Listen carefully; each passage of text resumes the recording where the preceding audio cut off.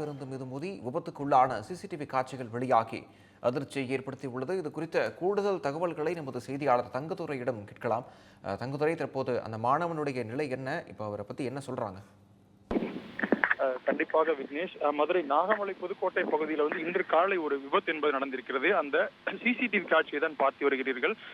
மாணவர் ஒருவர் தலைக்கவசம் அணியாமல் அதிவேகமாக சென்று வளைவில் முந்த முயற்சி பண்ணும் பொழுது அவருடைய இருசக்கர வாகனம் கட்டுப்பாட்டை இழந்து எதிரே வந்த தனியார் பேருந்து மீது பலத்த மோதியுள்ளது. அவரது தலையில் படுகாயம் என்பது ஏற்பட்டிருக்கிறது.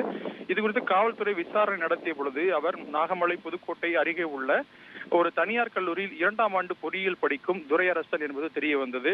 இவர் இந்த கீழக்குயில்குடி சந்திப்பில் அதிக வேகமாக சென்ற பொழுது கட்டுப்பாட்டை இழந்த இருசக்கர வாகனம் தனியார் பேருந்தில் மோதியதில் அவர் தூக்கி வீசப்பட்டுள்ளார். இவர் தற்பொழுது உயிருக்கு ஆபத்தான நிலையில் தனியார் மருத்துவமனையில் அனுமதிக்கப்பட்டு சிகிச்சை என்பது வழங்கப்பட்டு வருகிறது. இது குறித்து நாகமலை புதுக்கோட்டை போலீசார் வழக்கு பதிவு செய்து விசாரணை நடத்தி வருகின்றனர்.